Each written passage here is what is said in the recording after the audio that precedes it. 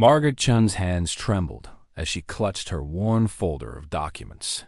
The fluorescent lights of the Riverside Estates Community Center buzzed overhead, casting harsh shadows across the mahogany conference table where the Homeowners Association board sat in judgment. She stood before them in her simple cotton cardigan and sensible shoes, feeling every one of her 73 years weighing on her shoulders. The room smelled of expensive cologne and fresh coffee from the premium machine the Vandermeer family had donated last month. "Mrs. Chun, we've been more than patient with you," Bradley Vandermeer announced from his position at the center of the table. He was 42, dressed in a charcoal suit that cost more than Margaret's monthly pension, his Rolex catching the light as he gestured dismissively. "Your property is an eyesore. Those garden beds along your fence line are 4 inches over the approved height limit. The paint on your shutters is 2 shades too dark, according to our architectural guidelines.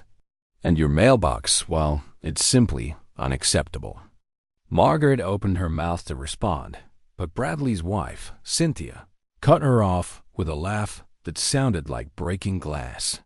She wore a cream Chanel suit and pearls that probably cost more than Margaret's car. "Honestly, Bradley, why are we even discussing this?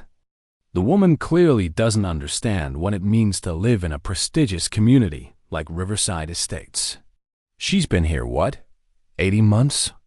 And she's already dragging down all our property values." Around the table, the other board members shifted uncomfortably. There was Dennis Walsh, the retired banker who usually deferred to Bradley on everything. Sarah Kim, the real estate agent who feared losing the Vandermeer listing. And James Patterson, a newer board member who kept his eyes fixed on his notepad, drawing elaborate doodles to avoid the scene unfolding before him. "I have the original guidelines right here," Margaret said softly, her accent still carrying traces of her childhood in Taiwan, despite 50 years in America. The garden bed height was measured from ground level, not from the retaining wall base. "I believe there's been a misunderstanding about the measurement." Bradley slammed his palm on the table. The sound echoed through the community center like a gunshot. Several residents seated in the audience flinched. There were perhaps 20 people scattered throughout the folding chairs, neighbors who had come to watch the monthly HOA meeting like it was evening entertainment. A misunderstanding?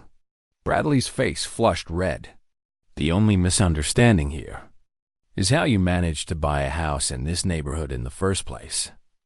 This community has standards, Mrs. Chun. Standards that apparently go right over your head." Margaret felt the familiar sting of tears threatening, but she held them back. She had faced worse than this in her life, much worse. But something about the casual cruelty in Bradley's voice, the way Cynthia smirked behind her perfectly manicured hand, the silence from the other board members who should have defended basic decency, it cut deeper than she expected. "I've prepared a detailed response to each violation notice," Margaret continued, her voice steady despite the tremor in her hands. "If you would just look at the photographs and measurements I've documented." "We're not interested in your photographs," Cynthia interrupted, examining her nails with theatrical boredom. "What we're interested in is maintaining the character and value of this neighborhood. Every house here is worth at least $1.5 million. Do you understand what that means? It means we can't have people who don't appreciate that level of investment." "My house was appraised at $1.7 million when I purchased it," Margaret said quietly. Bradley laughed, a sharp bark of derision. "Then you overpaid. Substantially. But that's beside the point. The point is that you've received 3 violation notices in the past 4 months. Our bylaws are very clear. 3 violations in a 6-month period can result in daily fines of $500 until compliance is achieved. We're prepared to begin those fines effective immediately." Margaret's stomach dropped. $500 a day. She lived on a modest pension and her savings. Fines like that would destroy her financially within weeks. There's also the matter of the special assessment, Dennis Walsh added, finally finding his voice. He adjusted his wire-rimmed glasses and consulted a spreadsheet. We're proposing a beautification project for the community entrance. New fountain, updated landscaping, marble signage. The cost will be divided equally among all homeowners. Your share would be $18,000, due within 60 days. The room spun slightly. Margaret gripped the edge of the table. $18,000 in 60 days? That's not possible. I would need to review the proposal, get independent estimates, understand the scope. The scope is none of your concern, Bradley said, standing now, looming over the table. He was 6 feet tall, broad-shouldered, radiating the kind of confidence that came from never having been told no. This is how things work in Riverside Estates, Mrs. Chun. The board decides what's best for the community. Homeowners comply. It's very simple. Unless you're suggesting you can't afford to live here, Cynthia added, her voice dripping with false sympathy. In which case, perhaps it would be better for everyone if you considered selling. I'm sure Sarah could help you find something more, shall we say, appropriate to your budget? Maybe one of those small condos over by the industrial park? Sarah Kim's face flushed, but she didn't contradict Cynthia. She simply stared at her laptop screen, her fingers frozen over the keyboard. Margaret felt the weight of every eye in the room, some pitying, some curious, some embarrassed. But no one spoke up. No one challenged the Vandermeers. I moved to this neighborhood because I fell in love with the community garden and the architecture, Margaret said, her voice barely above a whisper now. My late husband and I always dreamed of a house with a view of the mountains. This is my home. I've done nothing wrong. I've followed every guideline to the letter. Right? If there are measurement disputes, surely we can have an independent third party review them. Bradley walked around the table, stopping just a few feet from Margaret. He towered over her small frame. Let me make something very clear to you, he said, his voice low but carrying to every corner of the silent room. This isn't a democracy. This board doesn't negotiate with people who can't follow simple rules. You will fix every violation. You will pay the special assessment. And you will do it with a smile and a thank you, or you will find yourself in legal proceedings that will make those fines look like pocket change. Do I make myself clear? Margaret looked up at him. For just a moment, something flickered in her eyes. Something hard and unyielding as steel. But then she simply nodded, clutching her folder of useless documents closer to her chest. Good, Bradley, sighed, returning to his seat. Now, unless there are any other agenda items that actually matter, I move that we adjourn this meeting. I second, Cynthia said immediately. All in favor? Bradley didn't wait for responses. Motion carried. This meeting is adjourned. As people began gathering their belongings, Margaret remained standing at the front of the room. Her legs felt unsteady. She watched Bradley and Cynthia laugh about something, watched them accept congratulations from Dennis about their upcoming business deal, something about a major development project that was going to make them even wealthier than they already were. Mrs. Chun? It was James Patterson, the quiet board member. He approached her cautiously, his expression troubled. I'm sorry about that. I think we should have at least reviewed your documentation. If you want to submit a formal appeal. Thank you, James, Margaret said, managing a small smile. That's very kind. For all the good it will do. Cynthia's voice rang out from across the room. She was putting on her coat, a cashmere wrap that probably cost thousands. Bradley owns half this neighborhood through his investment properties. He essentially controls the board. No appeal is going anywhere, James, and you know it. James's jaw tightened, but he didn't argue. He simply gave Margaret an apologetic look and walked away. Margaret stood there for another moment, watching the room empty. She saw neighbors carefully avoid making eye contact as they filed past. She saw the Vandermeers laughing with their circle of wealthy friends, already forgetting about the elderly woman they had just humiliated. She took a deep breath, straightened her cardigan, and walked out into the cool evening air. But what they didn't know was that Margaret Chun was not just a retired elderly woman living on a modest pension. They had no idea who they had just threatened. They couldn't have known that the worn folder in her hands contained more than just photographs of garden beds and paint samples. And by tomorrow morning, the Vandermeers would learn a lesson about assumptions that would cost them everything. This is the story of Margaret Chun, and the moment when arrogance met its reckoning. Margaret drove home slowly, her hands steady on the wheel of her 15-year-old Toyota Camry. The car was reliable, practical and visible, just like she preferred to be. She passed the enormous houses of Riverside Estates, each one a monument to wealth and status. Pillared entrances, 3-car garages, manicured lawns that required armies of landscapers. The neighborhood had been developed only 5 years ago, marketed to wealthy professionals and successful business owners. It was exclusive, expensive, and according to the Vandermeers, no place for someone like her. She pulled into her driveway, a modest 3-bedroom home at the end of a cul-de-sac. It was the smallest house in the development, which was exactly why she had chosen it. The previous owners had downsized before the neighborhood became fashionable, and Margaret had purchased it from the estate after the husband passed away. The widow had been kind, grateful for Margaret's respectful offer and her promise to maintain the garden her late husband had loved. Inside, Margaret set her folder on the kitchen counter and put water on for tea. The house was quiet, furnished simply but comfortably. No expensive art on the walls, no designer furniture. Just clean lines, warm colors, and the kind of functional beauty that came from knowing what truly mattered in life. Through the kitchen window, she could see the garden beds that had caused so much controversy.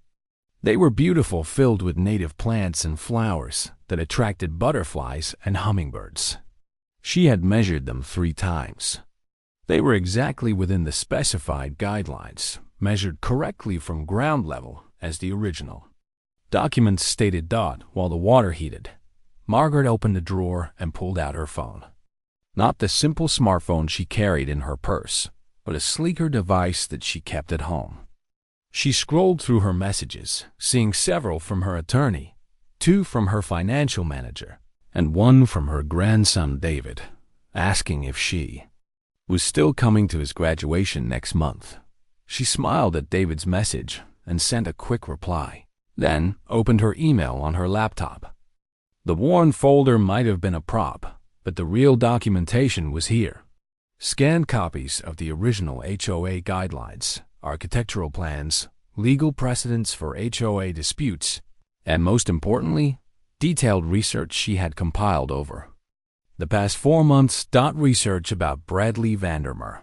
Margaret Chun had not survived 7 decades on this earth by being careless. When she first received the violation notices, she had been confused.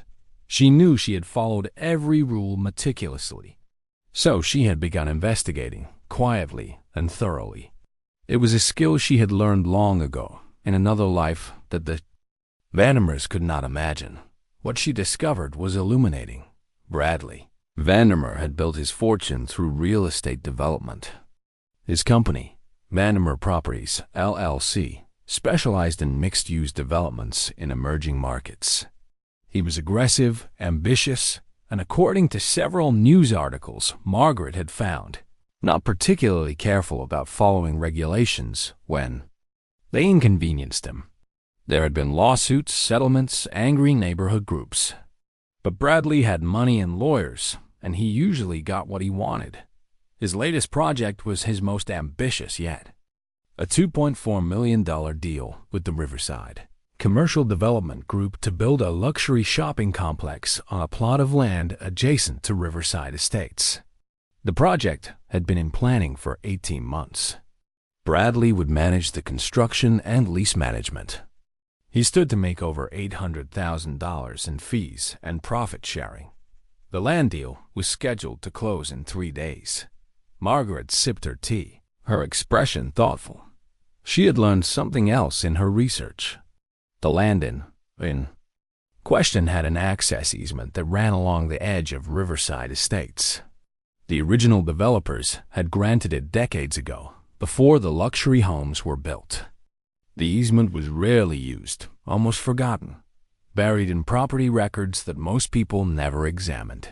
Most people, but not Margaret. The easement crossed through 3 properties in Riverside Estates. One belonged to Dennis Walsh, one belonged to Sarah Kim, and one belonged to Margaret Chun. For the commercial development to proceed as planned, Bradley needed to renegotiate the easement terms.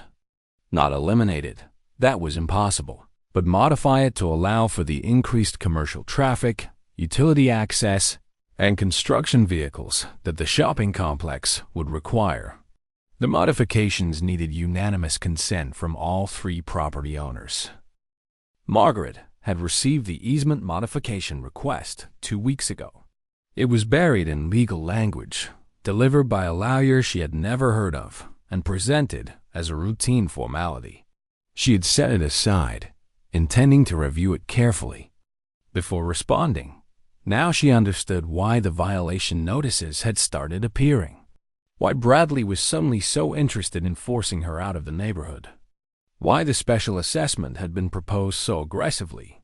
They had no idea that Margaret had spent 35 years as a senior contract attorney for one of the largest multinational corporations in the world. They didn't know that she had negotiated deals worth hundreds of millions of dollars, that she had spent decades reviewing property law, easement agreements, and commercial contracts. They had looked at her simple clothes, her old car, her accent, and her age, and they had seen someone powerless, someone they could bully into compliance or push out entirely. They had no idea who they were dealing with. Margaret's phone buzzed. It was a text from James Patterson, the board member who had tried to apologize. "Mrs. Chun, I hope you're okay. Tonight was not how the board should operate. If you need help with the appeal process, I'd be willing to assist." She smiled and typed back, "Thank you, James. That's very kind. I'll be in touch soon." She would need allies. James was decent, probably bullied into silence by Bradley's dominance on the board. There might be others in the neighborhood who were tired of the Vandermeer's behavior, but afraid to speak up. But first, she needed to make a phone call. She dialed a number from memory. It rang twice before a crisp voice answered. "Whitmore and Associates, this is Rebecca." "Rebecca, this is Margaret Chun. I need to speak with Thomas, please." There was a brief pause. Then the voice warmed considerably. "Miss Chun, of course, let me put you through immediately. He'll be so pleased to hear from you." Thomas Whitmore had been Margaret's colleague 40 years ago, when they were both young attorneys hungry to prove themselves. They had remained friends through the decades, even after Margaret retired, and Thomas became one of the most respected real estate attorneys in the state.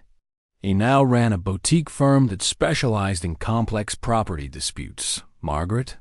Thomas's voice boomed through the phone. "To what do I owe the pleasure? Don't tell me you're bored with retirement and want to come back to the legal trenches?" "Not quite, Thomas," Margaret said, allowing herself a small smile.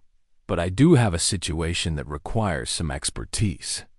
I'm dealing with an HOA, a dispute that has some interesting property law implications." She briefed him quickly on the situation, focusing on the easement and the timeline of Bradley's aggressive behavior. Thomas was silent for a moment after she finished.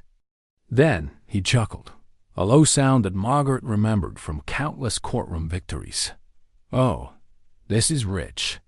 So Mr. Vandermeer is trying to force you out because he needs your consent on an easement modification, and he thought intimidation would be easier than negotiation? That appears to be the strategy.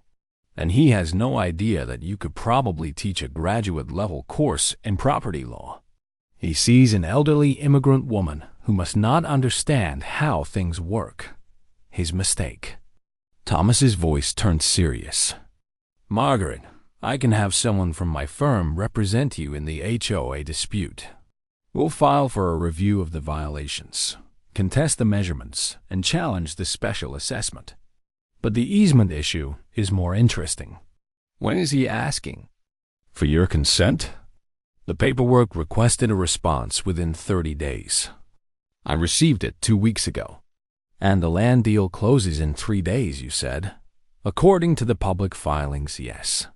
Thomas was quiet again, and Margaret could practically hear him thinking through the legal chess moves. He's in a bind. If he doesn't have your signed consent before the deal closes, the buyers will either back out or demand a significant price reduction. The risk of not being able to access the easement as planned makes the property much less valuable. I suspected as much. Margaret, you hold all the cards here. You could make him very uncomfortable. I could, Margaret agreed. But I'm not interested in being vindictive, Thomas. I just want to live peacefully in my home. I want the harassment to stop. And I want Mr. Vandermeer to understand that treating people with disrespect has consequences. A measured response. I always appreciated that about you. She could hear the smile in his voice. Let me do some research on the specific easement and the commercial development. I'll have a preliminary analysis to you by tomorrow morning. In the meantime, do not sign anything. Do not respond to any communication from Vandermeer or his lawyers, and document everything. Already done. Of course it is. It's good to be working with you again, Margaret, even under these circumstances. After she hung up, Margaret made herself a simple dinner of rice and vegetables. She ate slowly, thinking through her next moves. She wasn't angry, exactly. She had dealt with bullies before, both in courtrooms and boardrooms. But she was disappointed. She had hoped to spend her retirement years peacefully, gardening, reading, spending time with her grandchildren. She had not expected to have to prove herself all over again. While she washed her dishes, her phone rang again. This time, it was an unknown number. She answered cautiously. Mrs. Chun? A woman's voice, young and nervous. This is Amanda Torres. I live 3 houses down from you. The blue house with the stone driveway? I'm sorry to bother you, but I was at the HOA meeting tonight, and I just wanted to say that what the Vandermeers did was completely wrong. A lot of us thought so. Margaret felt a warmth in her chest. That's very kind of you to call, Amanda. I should have said something in the meeting. I was just, I don't know, scared, I guess? Bradley has a way of making you feel like if you disagree with him, you'll be the next target. But I talked to my husband after, and we both agreed that what they're doing to you isn't right. If there's anything we can do to help, we want to. Thank you, Margaret said sincerely. That means more than... You know, there are others too, Amanda continued. I've already gotten texts from at least 5 other neighbors. Everyone's afraid of Bradley, but I think people are getting tired of it. The way he runs the HOA like his personal kingdom, the way Cynthia talks down to everyone, it's exhausting. You're just the latest person they've decided to target. After Margaret hung up with Amanda, 2 more neighbors called. Then James Patterson texted again, asking if she would be willing to meet with him, and a few others who wanted to discuss options for reforming the board. Margaret went to bed that night, feeling less alone than she had in months. She had lived a quiet life since retiring, keeping to herself, not wanting to burden others with friendship demands at her age. But it seemed that even in this wealthy, exclusive neighborhood, there were people who recognized injustice when they saw it. People who were ready to stand up against it, if given the opportunity. What Bradley and Cynthia Vandermeer didn't know was that the elderly woman they had humiliated was not powerless. What they couldn't imagine was that their $2.4 million deal hung by a thread, and that thread was held in Margaret Chun's capable hands. If only they knew that while they celebrated their performance at the HOA meeting, while they congratulated themselves on putting an uppity immigrant in her place, the foundations of their fortune were already beginning to crumble. But they would find out soon enough.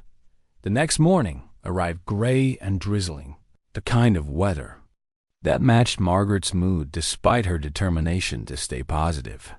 She had slept fitfully, waking several times to the memory of Bradley Vandermeer looming over her, his voice dripping with contempt in the harsh light of dawn.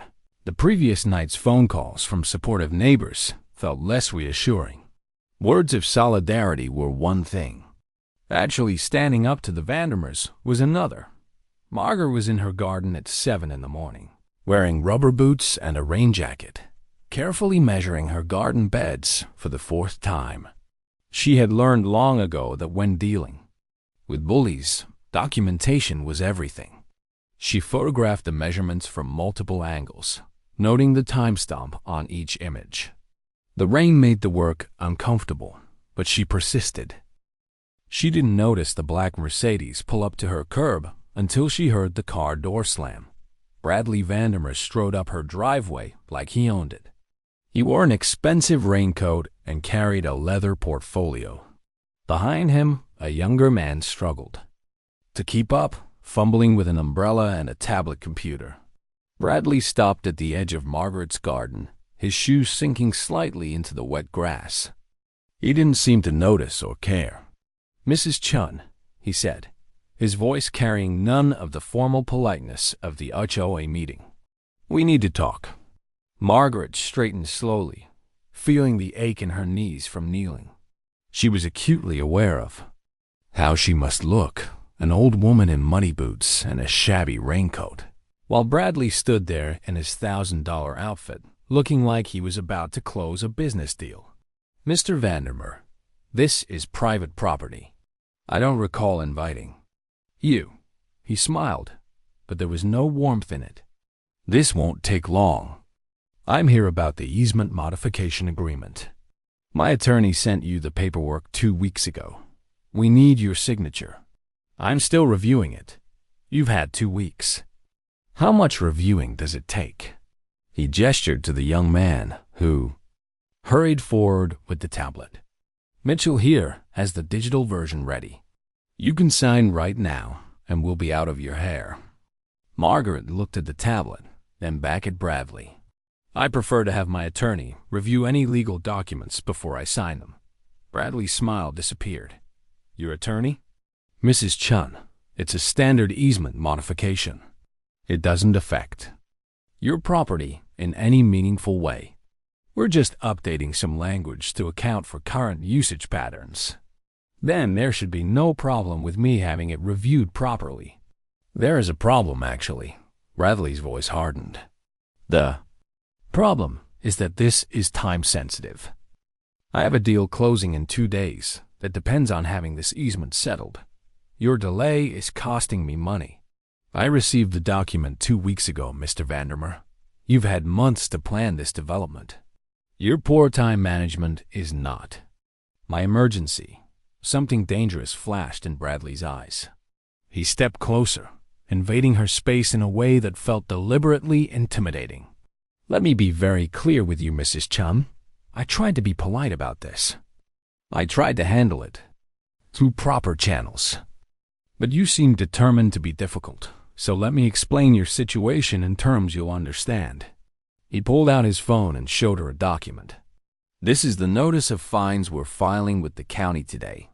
$500 per day for each of your 3 violations. That's $1,500 per day, starting immediately. In addition, we're filing a lawsuit against you for creating a hostile living environment and violating the community covenants. Legal fees for defending that will run you at least $50,000, probably more." Margaret felt her chest tighten, but she kept her expression neutral. Bradley continued, his voice cold and precise. I've also spoken with the county tax assessor's office. Turns out, there are some questions about whether your property qualifies for the senior exemption you're claiming. They'll be auditing you. That's going to be expensive and time-consuming. You're threatening me, Margaret said quietly. I'm explaining consequences, Bradley corrected. You came into this neighborhood and apparently thought you could just do whatever you want. You thought you could ignore the rules, ignore the board, ignore. Ma, that was a mistake. I own 15 properties in Riverside Estates. I have relationships with every contractor, every lawyer, every official in this county. You have nothing. No connections, no influence, no resources to fight me. Mitchell, the assistant, looked uncomfortable, shifting his weight and staring at his shoes, but he said nothing. If you're smart, Bradley continued, you'll sign this easement agreement right now. You'll fix your violations immediately, and you'll pay the special assessment without complaint. Do that, and maybe I'll be generous. Maybe I'll reduce your fines or forget about the lawsuit. But if you keep fighting me on this, I will bury you in paperwork and legal fees until you have no choice but to sell this house at a loss and leave. Margaret looked at him for a long moment. She saw the confidence in his stance, the absolute certainty that he held all the power. She saw Mitchell avoiding her eyes, embarrassed but unwilling to contradict his boss. She saw the rain dripping off Bradley's expensive coat, pooling on her driveway like he was marking his territory. I need time to review the easement with my attorney, she repeated, her voice steady despite the fear churning in her stomach. Bradley's face flushed red. You stubborn, foolish woman. Do you have any idea what you're doing? I tried to give you an easy way out. I tried to be reasonable. But if you want to do this the hard way, fine. We'll do it the hard way. He turned to Mitchell. File everything today. Fines, lawsuit, tax audit request, all of it. And draft a notice to the other homeowners, informing them that their special assessment costs are increasing because Mrs. Chen is delaying a neighborhood improvement project. Make sure everyone knows it's her fault their costs are going up. Yes, sir, Mitchell mumbled. Bradley looked back at Margaret one last time. You have 24 hours to reconsider. After that, every day you wait costs you $1,500 plus legal fees. I'd suggest you think very carefully about whether your pride is worth bankrupting yourself. He strode back to his Mercedes, Mitchell scurrying behind him. The car pulled away, leaving Margaret standing alone in her garden in the rain. She went inside and sat at her kitchen table, her hands shaking now that the confrontation was over. She had faced down corporate executives, hostile negotiators, and aggressive opposing counsel. But there was something particularly cruel about Bradley's approach. He wasn't just trying to win. He was trying to humiliate her, to make her feel small and powerless and afraid. And if she was honest with herself, it was working. Her phone buzzed. It was Thomas Whitmore. Margaret, I finished my preliminary review of the easement. We need to talk. Are you available for a call? Yes, she said, her voice sounding more tired than she intended. I'm concerned, Thomas said without preamble. This easement modification is not routine at all. The language would substantially expand the permitted uses, increase traffic by an estimated 300%, and potentially expose your property to noise, pollution, and drainage issues from the commercial development. It's also incredibly one-sided. You'd be giving up significant property rights in exchange for essentially nothing. I see. More importantly, I did some digging into Vandermeer's development project. Margaret, this deal is hanging by a thread. He's already over budget, behind schedule, and the financing is contingent on proving clear property access. If you don't sign this easement modification, his entire deal could collapse. He's desperate. He came to my house this morning, Margaret said. He threatened me with fines, a lawsuit, and a tax audit. Thomas swore, something he rarely did. That's harassment, possibly extortion. We can file complaints, get a restraining order, and in the meantime, I'll be drowning in legal fees and stress, Margaret finished. Thomas, I'm 73 years old. I live on a fixed income. I have savings, but not unlimited resources. He knows that. He's counting on me not being able to afford to fight him. You're not without options, Margaret. Your property rights are clear. He can't actually force you to sign anything, but he can make my life miserable until I do. There was a long silence on the line. Then Thomas said gently, "What do you want to do?" Margaret looked around her kitchen, at the home she had chosen so carefully, at the view of the mountains she had dreamed about with her late husband. She thought about the garden outside, about the quiet life she had hoped to live here. And she thought about Bradley Vandermeer's face, so certain of his power, so convinced of her weakness. "I want to fight," she said, "but I need to know what weapons I have." "Then let me be very clear about your position," Thomas said, his voice taking on the crisp, analytical tone she remembered from their courtroom days. "You hold a legal right to that easement that predates Vandermeer's development by decades. He needs your consent to modify it. Without your consent, his project faces serious complications that could cost him millions. You have leverage here, Margaret. Significant leverage. But using that leverage means standing up to someone who has more money, more connections, and no conscience about destroying me in the process." "Yes," Thomas admitted. "It does mean that. I won't lie to you. This could get ugly. He's already shown he's willing to play dirty.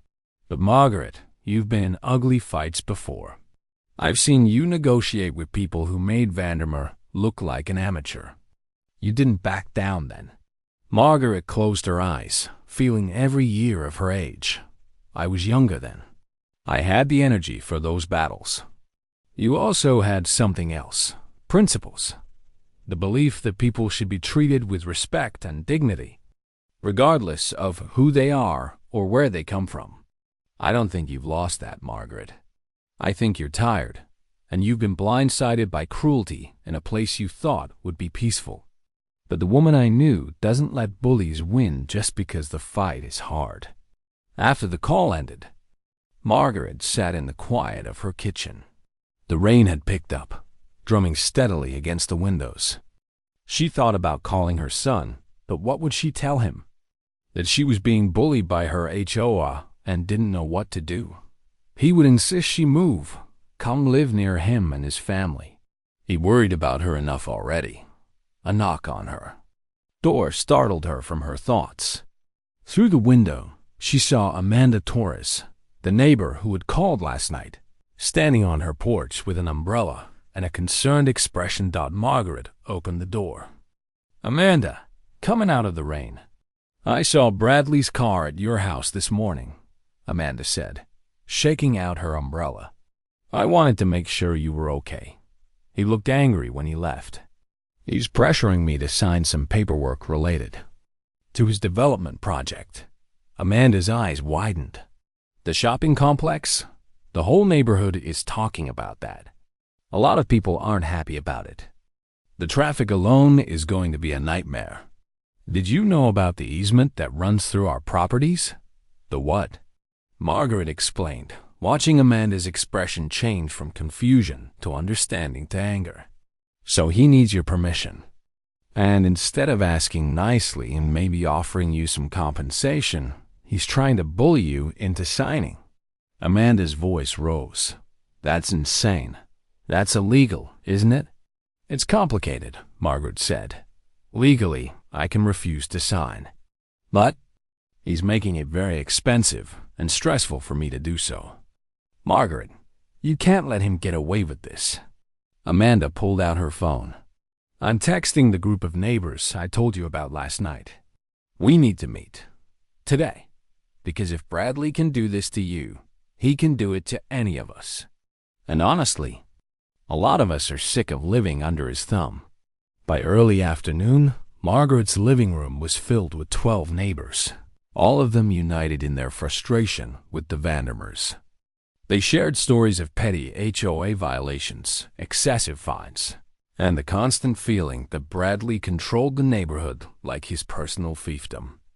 But when Margaret explained the situation with the easement and the development, the mood shifted from general complaints to focused anger.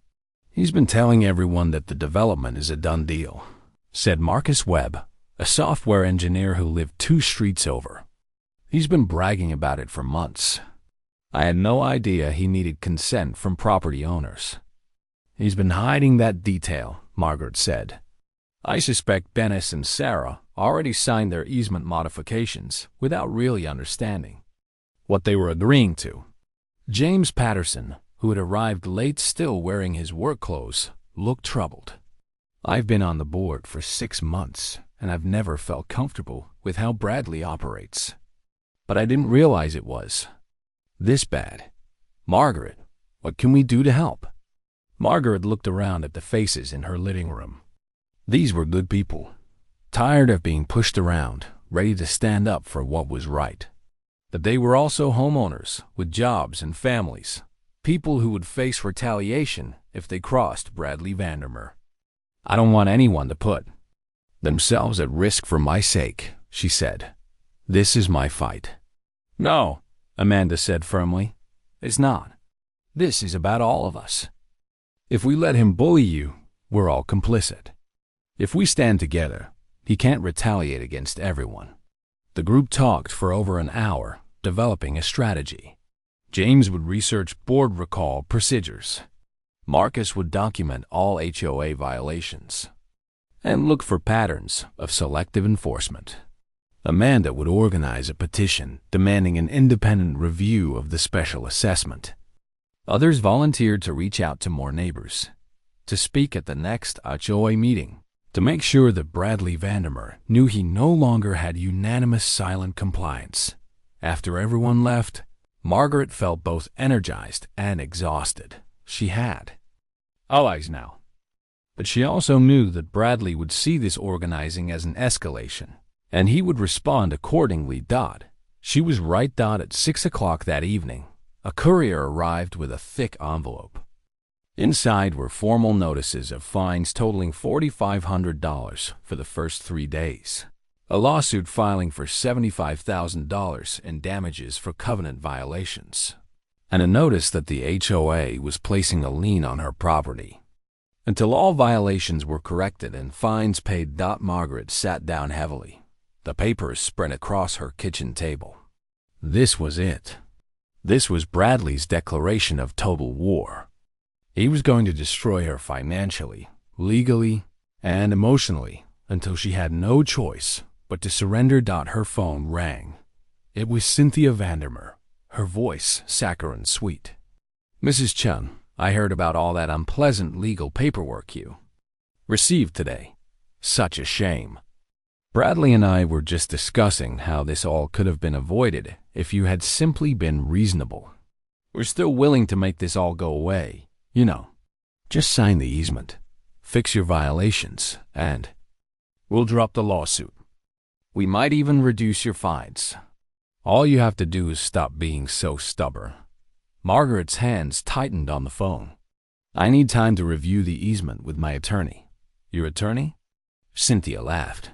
"Oh, sweetheart, I hope you have a very expensive attorney because you're going to need one. Do you know how much it costs to fight a lawsuit like this? Tens of thousands of dollars, easily. Meanwhile, those fines keep adding up every single day. How long can you afford to keep fighting, really?" "As long as necessary. We'll see about that." Cynthia's voice hardened. "Bradley has dealt with people far more difficult than you, Mrs. Chun. People with actual resources and connections. You're just a lonely old woman with delusions of importance. This ends one of 2 ways. Either you sign what we need you to sign, or you lose everything. Your choice. But choose quickly. because tomorrow those fines go up to $2,000 per day. And we're filing additional violations for the rust spots on your fence and the unauthorized window treatments we noticed. The line went dead. Margaret sat.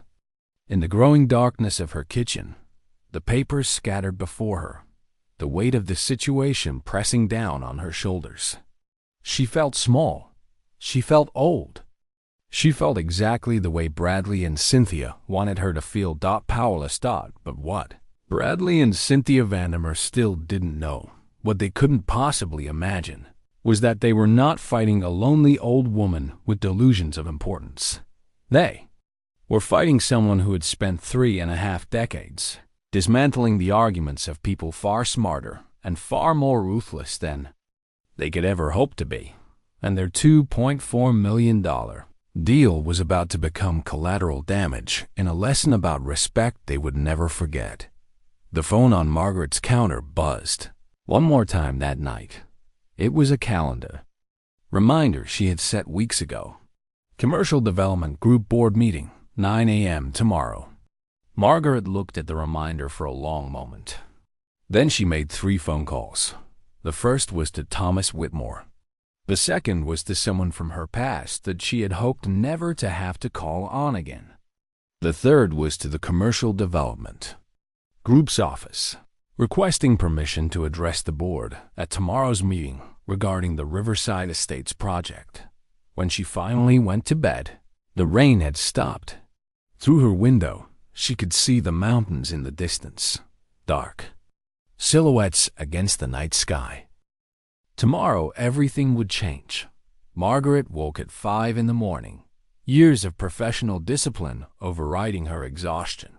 She dressed carefully, not in her usual simple cardigan and slacks, but in a tailored navy suit she hadn't worn in 2 years. She styled her gray hair into a neat bun, put on minimal makeup, and selected a pair of small pearl earrings. When she looked in the mirror, she barely recognized herself. The elderly woman in a shabby raincoat was gone. In her place stood someone else entirely. Someone she used to be. At 7:30, she received a text from Thomas Whitmore. "I'm outside. Ready when you are." Thomas drove a sensible sedan, and when Margaret slid into the passenger seat, he gave her an approving nod. "There she is. I haven't seen Margaret Chun, the attorney, in a long time. I hoped I'd left her behind," Margaret said. "But apparently, retirement doesn't mean people stop trying to take advantage of you. Their mistake." Thomas handed her a leather folder. "Everything you need is in here. The Commercial Development Group agreed to let you speak for 15 minutes. I've prepared a brief summary of the legal issues with the easement. I've also included documentation of Vandermeer's harassment, in case you need it." "Thank you, Thomas." Margaret. He paused before starting the car. "You don't have to do this. We can fight him through the courts, through proper channels. It might take longer, but in the meantime, my life becomes a nightmare, and he has the satisfaction of making me suffer for daring to stand up to him." Margaret shook her head. "No, this ends today, one way or another." The Commercial Development Group's offices were in a modern glass building downtown, the kind of place that screamed money and power. Margaret and Thomas signed in at the reception desk and were directed to a conference room on the 12th floor. They arrived 20 minutes early by design. The receptionist seemed surprised when Margaret asked to review the easement documents on file for the Riverside Estates project. "Are you with the Vandermeer team?" "I'm a stakeholder in the easement," Margaret said calmly. "I have a right to review the documentation." 10 minutes later, Margaret sat in a small office reviewing the files. What she found confirmed her suspicions. Bradley had represented to the Commercial Development Group that all easement modifications were pending routine approval and would be completed before closing. He had provided signed agreements from Dennis Walsh and Sarah Kim. Margaret's agreement was listed as in process, with an expected completion date of 2 days from now, the day before closing. He had been so certain she would fold under pressure. At 9 o'clock sharp, Margaret and Thomas entered the main conference room. It was impressive, with floor-to-ceiling windows overlooking the city, a long mahogany table, and leather chairs that probably cost more than Margaret's car. Around the table sat 7 people, the board of the Commercial Development Group. At the head of the table was Richard Chun, no relation, the CEO. He was in his 60s, distinguished with the kind of presence that came from decades of successful business leadership. "Mrs. Chun, Mr. Whitmore, thank you for coming," Richard said, gesturing to 2 empty chairs. "We understand you have some concerns about the Riverside Estates development project.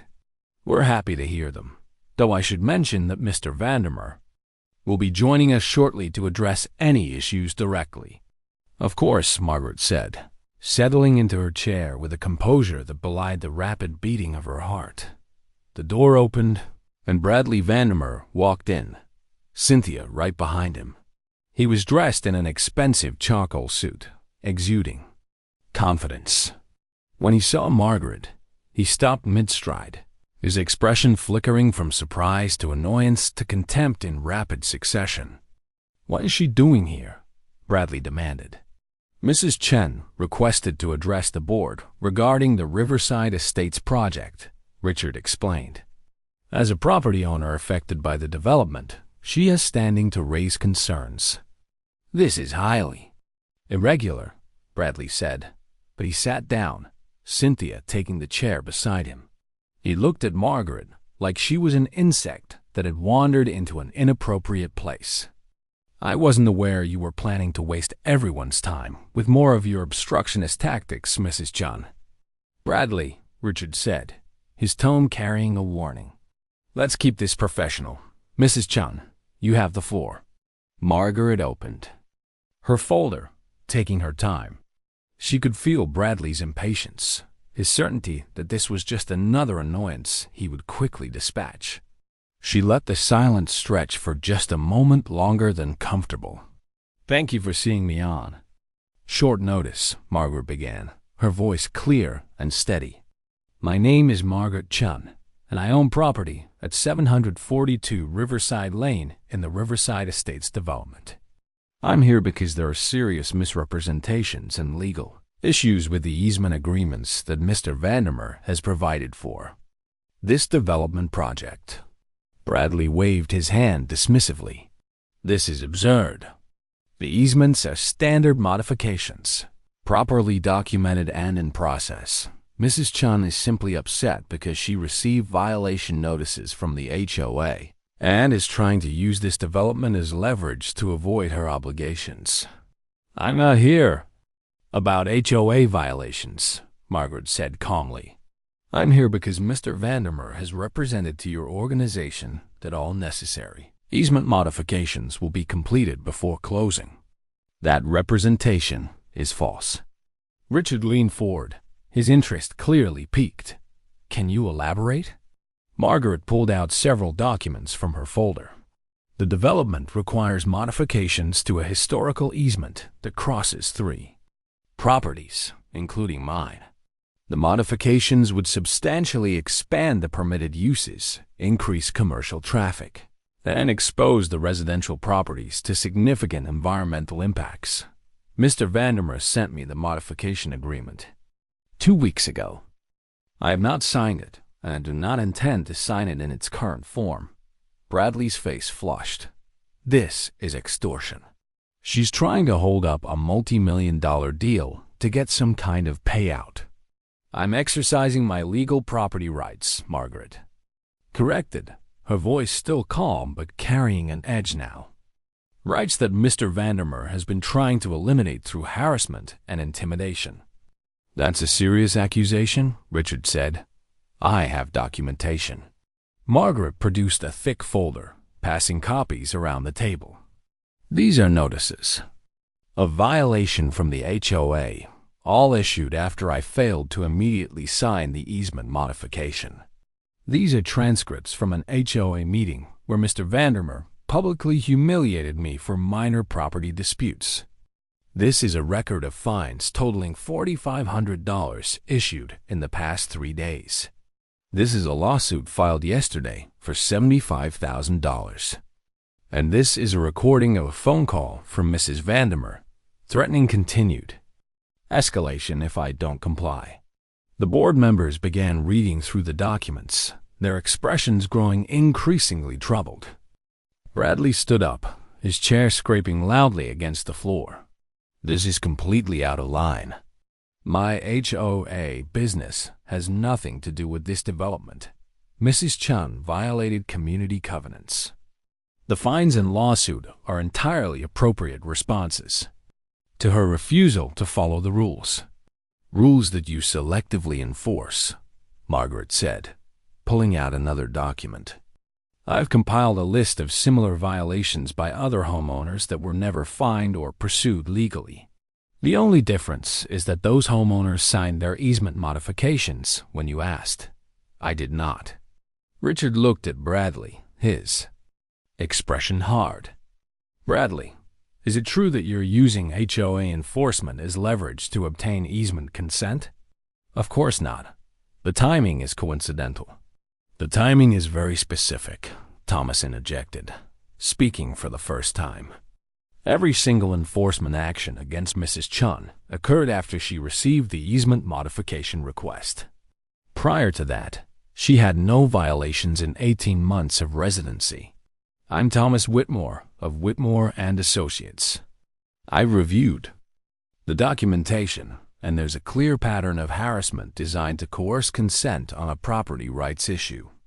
Cynthia spoke up, her voice still carrying that saccharine sweetness. Mrs. Chen is making this sound far more dramatic than it is. We're simply asking for a standard easement modification. If she had been reasonable from the start, the modification is not standard, Margaret interrupted, her voice turning sharp. It substantially alters the character of the easement, increases traffic by 300%, and exposes my property to commercial noise, pollution, and drainage issues, all without compensation. Any competent real estate attorney would advise against signing it. Bradley laughed, the sound harsh in the quiet room. Any competent attorney? Mrs. Chun, with all due respect, I doubt you've even shown this to a real attorney. This is a standard real estate document. Just because you don't understand the language doesn't mean it's predatory. Margaret looked at him for a long moment. Then she said quietly, Mr. Vandermeer, how long have you been in real estate development? He blinked, thrown by the question. 15 years. Why? And in those 15 years, have you specialized in commercial contracts, property law, easement negotiations? I have extensive experience in all aspects of real estate development, Bradley said stiffly. I'm sure you do. Margaret's voice was still calm, but something had shifted in her tone. Something that made Thomas smile slightly, and Richard leaned forward with sudden attention. I spent 35 years as a senior contract attorney for Meridian International Corporation. I specialized in commercial real estate, property acquisition, and easement law. I negotiated deals in 14 countries worth over $2 billion in total value. I've reviewed this modification agreement with the kind of expertise you could not begin to understand, Mr. Vandermeer, and I'm telling you, and this board, that it is unconscionable. The silence in the room was absolute. Bradley stared at her, his mouth slightly open. Cynthia had gone pale. Around the table, the board members were looking at Margaret with new eyes, seeing her for the first time. You're a contract attorney? Richard said slowly. I was. I'm retired now. I moved to Riverside. Estate's hoping for a quiet place to spend my remaining years. Margaret pulled out one more document. This is my professional biography. 35 years at Meridian. Lead counsel on the Singapore property acquisition, the Frankfurt commercial development, and the Snow Polo infrastructure project. I was awarded the International Property Law Association's Lifetime Achievement Award in 2019. I hold degrees from Berkeley Law School and Harvard Business School. And for the past 2 months, I have been documenting every single illegal and unethical action Mr. Vandermeer has taken to try to force my compliance." She turned to look directly at Bradley. He had sunk back into his chair, the color draining from his face. "You looked at me," Margaret said, her voice quiet but carrying to every corner of the room. "And you saw an elderly immigrant woman. You saw someone powerless, someone you could intimidate and discard. You never thought to ask who I was. You never considered that I might have knowledge, experience, or resources. You simply assumed your superiority and acted accordingly." "I didn't," Bradley started, but Margaret cut him off. "You told me I had nothing. No connections, no influence, no resources to fight you. You were wrong on all counts. I have 40 years of professional connections throughout the legal and business community. I have more than enough resources to fight you in court for as long as necessary. And I have something you clearly lack: integrity." She turned back to Richard and the board. "I'm not here to kill this development. I understand it has value for the community and for your organization. But I will not be bullied into signing away my property rights. If Mr. Vandermeer wants my consent, he will need to negotiate in good faith, offer fair compensation for the impacts to my property, and immediately cease all retaliatory actions through the HOA." Richard was silent for a long moment.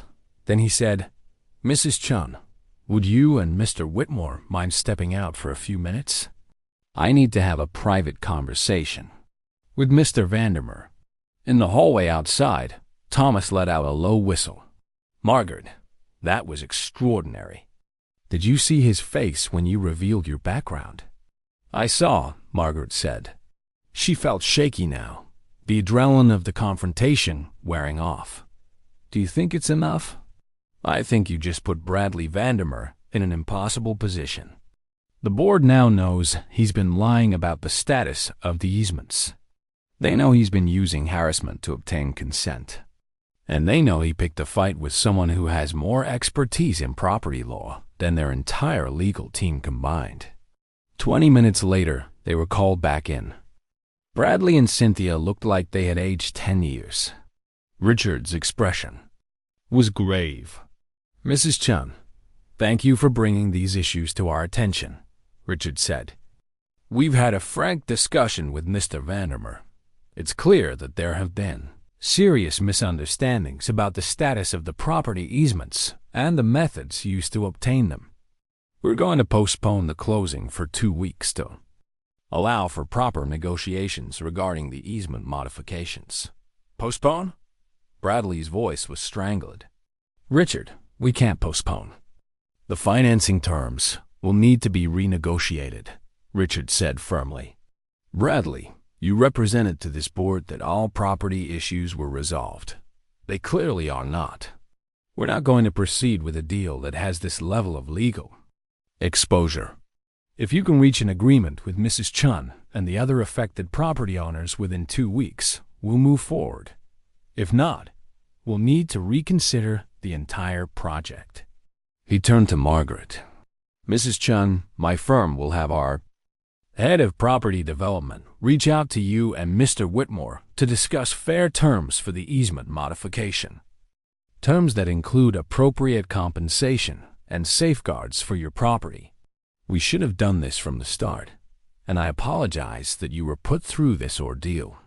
"Thank you," Margaret said, as they walked out of the building. Margaret could hear Bradley's raised voice behind them, arguing with Richard. But she didn't look back. In Thomas's car, she finally allowed herself to shake. "Is it over?" "The important part is," Thomas said, "he can't touch you now.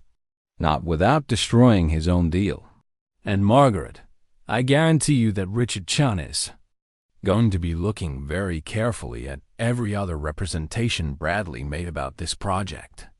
That man's reputation just took a serious hit." Margaret's phone buzzed. It was James Patterson. "Margaret, I don't know what you did, but Dennis Walsh just called an emergency a board meeting. He says Bradley told him to drop all violations against you and dismiss the lawsuit. What happened?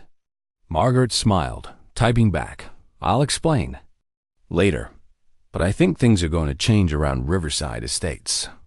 Within 24 hours, the consequences of that conference room meeting rippled through Riverside Estates like an earthquake. The first notice Margaret received was hand-delivered by Dennis Walsh himself.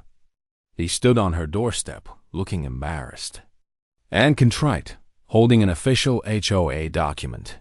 Margaret, I owe you an apology, a significant one. This is a formal withdrawal of all violation notices and fines. The board has voted to dismiss the lawsuit, and I'm resigning as HOA treasurer, effective immediately. Margaret invited him in, offering tea. Dennis sat in her living room looking like a man who had just woken from a bad dream. I signed that easement modification without really reading it, he admitted. Bradley told me it was routine, that it wouldn't affect my property. I trusted him because he always seemed so confident, so successful.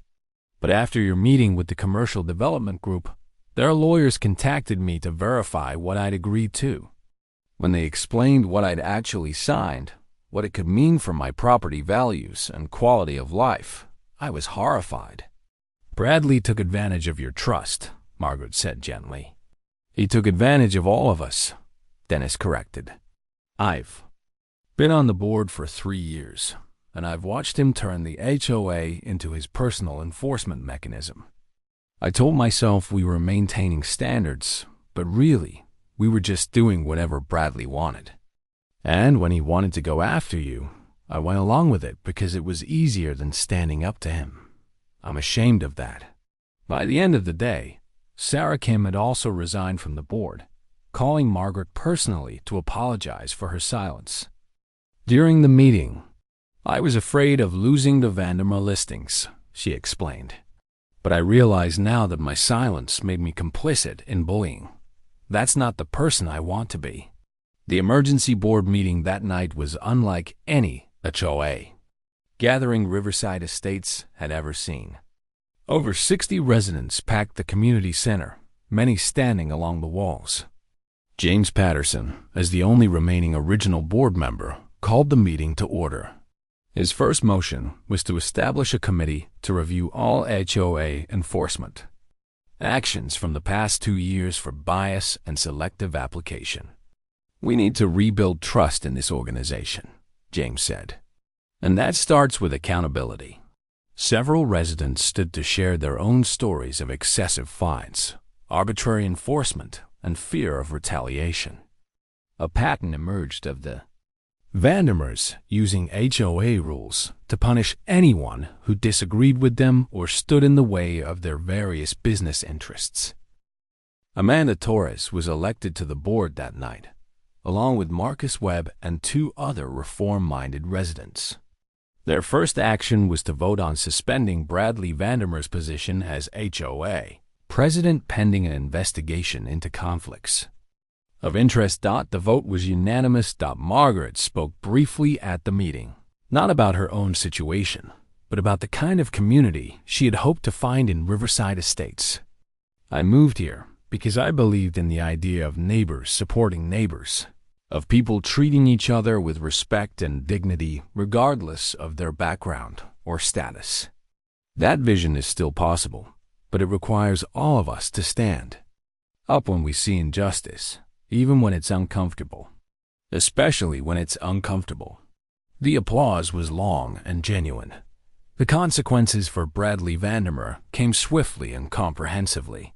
Within 3 days, the Commercial Development Group had commissioned an independent review of the entire Riverside Estates project. What they found was troubling enough that they placed Bradley on administrative leave from the development management. The forensic audit revealed that Bradley had misrepresented the status of property easements to secure the initial development. Agreement failed to disclose his position as HOA president when negotiating property modifications used HOA enforcement mechanisms to coerce easement consent. a potential violation of property rights law overstated. His company's experience with projects of this scale made several unauthorized changes to the development plans without board approval within a week. The commercial development group terminated their contract with Vandermeer Properties entirely. They hired a different development management firm to oversee the project, and they renegotiated the easement modifications with Margaret, Dennis, and Sarah on fair terms that included substantial compensation for the increased commercial impact. Margaret's negotiated agreement included a one-time payment of $45,000, annual payments of $5,000 for the life of the commercial development, and contractual guarantees regarding noise abatement, traffic management, and environmental protection. Thomas reviewed every word, and when Margaret signed the final document, she did so knowing her property rights and quality of life were protected. The $2.4 million deal that Bradley had been so close to closing collapsed entirely. Without the development management contract, his company lost not only the immediate fees, but also the future profit sharing that would have made him wealthy beyond his current means. But the financial consequences were only the beginning. News of the situation spread through the local real estate and development community. Other clients began reviewing their contracts with Vandermeer Properties. Two discovered similar misrepresentations and filed complaints with the state licensing board. Within 6 weeks, Bradley was facing ethics investigations, potential license suspension, and 3 separate lawsuits from former clients. The Vandermeers put their Riverside Estates mansion on the market 2 months after the conference room meeting. They moved out of the neighborhood quietly, avoiding their former friends and associates. The house sold below market value in a rush sale. Cynthia's social media, once filled with photos of luxury and privilege, went silent. Dennis Walsh told Margaret later that he had heard Bradley's development company filed for bankruptcy. The final casualty of a man who had been so certain of his power that he never considered the possibility of facing someone stronger. But the story of Margaret Chun was not really about Bradley Vandermeer's downfall. It was about the community that emerged in the aftermath. The new HOA board implemented sweeping reforms. They established clear appeals processes for violations, required board members to disclose any conflicts of interest, and created a community ombudsman position to address resident concerns. They revised the architectural guidelines to be clearer and more reasonable, and they implemented transparent budgeting for all special assessments. Most importantly, they created a culture where residents felt safe speaking up, where bullying was not tolerated, and where diversity of background and experience was valued rather than used as a weapon. Margaret's garden became something of a potting veve, neighborhood gathering place. She started hosting informal tea gatherings on Sunday afternoons, where neighbors could meet and talk. She taught several residents about native plants and sustainable gardening. She became a mentor to younger residents navigating career challenges. Sharing her decades of professional wisdom, Amanda Torres became one of Margaret's closest friends. They walked together most mornings, and Amanda often brought her 2 young daughters to help Margaret in the garden. "I want them to grow up knowing women like you," Amanda told her. "Women who stand up for what's right, even when it's hard."